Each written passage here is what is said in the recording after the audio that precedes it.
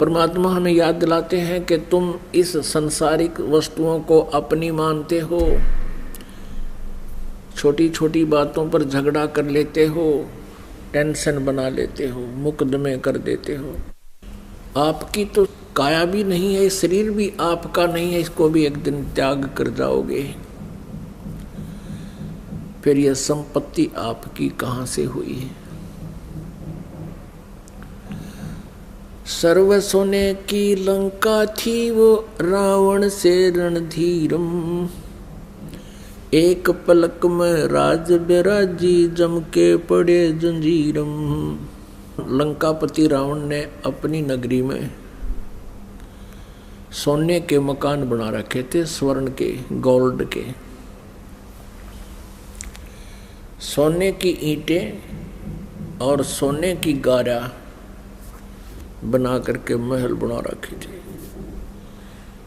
रावण इतना rich king था, इतना धनी राजा था कि लंका की मंडियों में हीरे, मोती और जवाहरात ऐसे बिका करते जैसे यहाँ करनाल की मंडी में धान बिके हैं।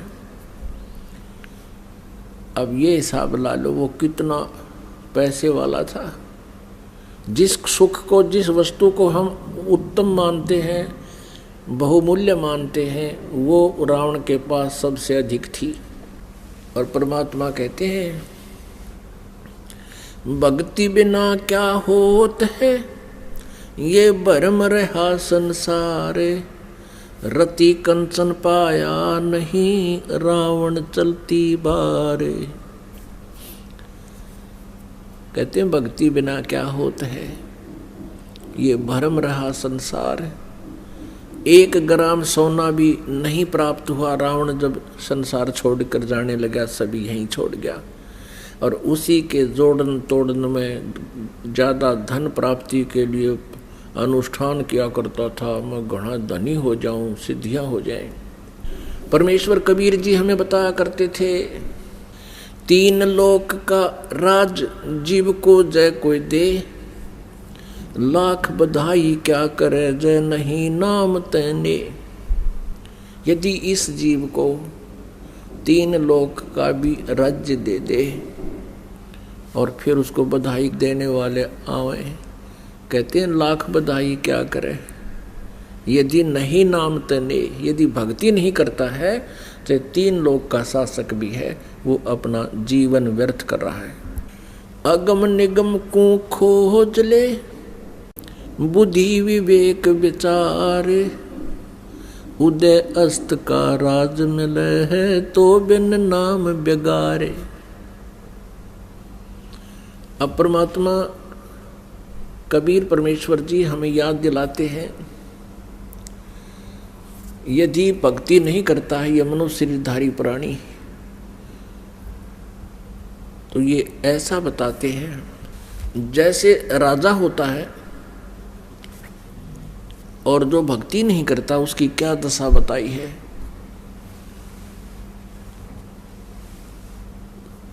परमात्मा कहते हैं अगम निगम को खोज ले, भविष्य का विचार कर, और बुद्धि विवेक विचार, थोड़ा सा बुद्धि को पर जोर दे करके सोच। उदय अस्त का राज मिले। उदय अस्त यानी जहाँ से सूर्य उदय होता है और जहाँ अस्त होता है, यानी पूरी पृथ्वी का राज्य मिल जाए। तो बिन नाम बेगार। बेगार किसे कहते हैं? पहले हम छोटे छोटे थे तब हमारे गांव में ये 3 व्हीलर जाया करते थे, बड़े वाले टेम्पू, स्कूटर कहा करते हम इन्हें। एक स्कूटर जाता था हमारे गांव से लखन माजरा 7-8 किलोमीटर है, रोहतक जींद रोड पे, रोहतक से लगभग 15-16 किलोमीटर है। वो स्कूटर वाला एक दिन नहीं आया तो उससे पूछने लगे भाई कल क्यों नहीं पहुंचा तू, क्या कारण था? वो कहने लगा कल मैं बेगार में फंस गया। बेगार, बेगार क्या होती थी? पहले, आज से लगभग 50 वर्ष पहले की बात है, 45 वर्ष पहले की बात है। उस समय क्या करते थे ये पुलिस वाले, एक टेम्पू या जीप वाले को सुबह पकड़ लेते थे और सारा दिन इधर उधर जो भी उसने उन्हें फील्ड में कोई अपना काम करना था, किधर रेड मारनी थी, कोई चोर पकड़ना था या कोई किसी प्रकार का कोई काम करना था, उस टेम्पू वाले को ले जाते थे। और वो टेम्पू वाला सारा दिन चलने पर रहता था, उसको रुकने नहीं देते थे। अपने पल्ले से पैसे खर्चता, तेल डलवाता और सारा दिन दौड़ धूप, सुबह ले जाते, शाम न मनमाना रात के 11-12 बजे छोड़ते थे। उसको बेगार कहा करते थे। बेगार का अर्थ समझो कि मेहनत तो गणी और पैसे अपने पास से खर्च करने, इनकम एक नए पैसे की नहीं, उसको बेगार कहा करते, बेगार। तो पुण्यात्माओं, आज चाहे कोई करोड़पति है और चाहे कोई अरबपति है, खरबपति है, और चाहे कोई पूरी पृथ्वी का पति है, यदि वो भक्ति नहीं करता तो वो समझो बेगार कर रहा है, बेगार कर रहा है। अपनात्मा एक राजा है, वो अपने पिछले पुण्य संस्कारों को प्रयोग कर रहा है। पिछले जन्म जन्मांतरों की जो पुण्य कमाई थी उसकी, जिस कारण से वो राज्य पद को प्राप्त है, अब उसको वो नष्ट कर रहा है, बर्बाद कर रहा है। अपना उपयोग या दुरुपयोग जैसा भी वो कर रहा है, उसको अपनी पूर्व जन्म की कमाई को ही वो खर्च रहा है और भविष्य के लिए कुछ तैयारी कर नहीं रहा, क्योंकि वो भक्ति नहीं करता। और अंत में वो इस शरीर को जब छोड़ कर जाओगा, उस समय खाली हाथ होगा और सारा जीवन वो बेगार कर गया, बेगार। अपनात्माओं, हम जब तक इस तत्व ज्ञान से परिचित नहीं थे तो हमें ये राजा लोग बहुत बड़े दिखाई देते थे, और आज हमें ये ऐसे नजर आते हैं जैसे बच्चे खिलौनों से खेला करते हैं। क्योंकि परमात्मा कहते हैं कबीर जी, कबीर सब जग निर्धना, धनवंता ना कोई, धनवंता सो जानियो जिस पर राम नाम धन होवे।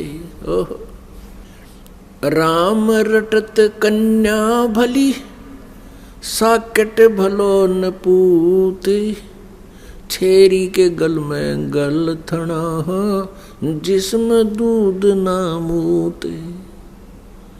राम रटत दारिद्र भलो, टूटी घर की छान, वो सुंदर महल किस काम के, जहाँ भक्ति नहीं भगवान। राम रटत कोढ़ी भलो, चू चू पड़े जो चाम, ये सुंदर शरीर किस काम का, जा मुख नाही नाम। जिह्वा तो वाए भली, जो रटे हरि नाम, नहीं तो काट फेंक दियो, ये मुख में भलो ना चाम। परमेश्वर कबीर देव जी कितनी महिमा बताते हैं भगवान के नाम की और मानव शरीर की। कहते हैं राम रटत दारिद्र भलो, दारिद्र माने कति निर्धन व्यक्ति, और इतना निर्धन के उसने झोंपड़ी डाल रखी हो मकान के स्थान पर, उस और झोंपड़ी की भी ऊपर की छत यानी छान कहीं से टूटी फूटी पड़ी हो। और यदि वो परमात्मा की सत भक्ति कर रहा है, वो उस राजा से भी कहीं कई गुना अच्छा है जो सत भक्ति नहीं कर रहा। राम रटत दारिद्र भला, टूटी घर की छान, वो सुंदर महल किस काम के, जहाँ भक्ति नहीं भगवान, राम रटते कोढ़ी भलो, चू चू पड़े जो चाम, वो सुंदर शरीर किस काम का, जा मुख नाही नाम। अब क्या बताते हैं परमात्मा के भक्ति करने वाला चाहे कोई रोगी है, दुखी है, वो भक्ति करता है वही भला है, और एक दिन परमात्मा उसके दुख का भी निवारण अवश्य करेगा, क्योंकि परमात्मा के गुणों में लिखा है। और जो भक्ति नहीं करते चाहे कितने सुंदर शरीर है, कितना उनको ये झूठा सुख प्राप्त है, वो अपने पिछले पुण्यों को नष्ट कर रहे हैं। तो यहाँ परमात्मा कहते हैं राम रटत कोढ़ी भलो, जिसका कोढ़ लाग रहा हो और वो भी भक्ति कर रहा है, और वो सुंदर शरीर किस काम का, जहाँ भक्ति नहीं भगवान। अपने आत्मा परमात्मा बताते हैं कि कबीर सुख के माथे पत्थर पड़ो, जिस ते नाम हृदय ते जावे, और बलिहारी उस दुख के जो पल पल नाम रटावे। पुणात्मा यहाँ 90% श्रद्धालु महादुखी आए हैं, कोई शारीरिक कष्ट से, कोई मानसिक कष्ट से, कोई किसी प्रकार से, कोई किसी अभाव से। 90% वो प्राणी हैं जो महादुखी थे, और परमात्मा की दया हुई, भक्ति प्रारंभ की, और धीरे धीरे आज उनको सुख हो गया। तो उनके लिए वो दुख, जिस दुख के कारण वो परमात्मा की शरण में आ गए, उनके लिए वो दुख वरदान सिद्ध हो गया। यदि उन पर ये दुख न आता, वो परमात्मा की खोज नहीं करते, परमात्मा के लिए नहीं चलते, तो परमात्मा कहते हैं इसे सुख के आग लगे, भाड़ में जाओ ऐसा सुख जिससे भगवान की भूल पड़े।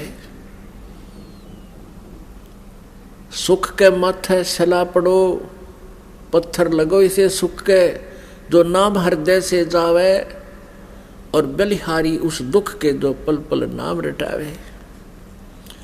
परमात्मा हमें क्या कहना चाहते हैं कि तुम इस गणे सुख की जो है ना चाह मत करियो। ये झूठा सुख यहाँ का जीव का शत्रु है, और परमात्मा थोड़ा बहुत कष्ट होता तो हमारे ही कर्मों का, क्योंकि हमारे कर्मों का अंत नहीं, पाप कर्म युगों युगों के ढेर लगे हुए हैं। वैसे तो परमात्मा इन सभी पापों को काट देगा, लेकिन थोड़ा बहुत कष्ट हमारे ऊपर बना रहे तो अच्छा है, क्योंकि हम भगवान ना बोले, और ऐसी व्यवस्था प्रभु अवश्य रखेगा।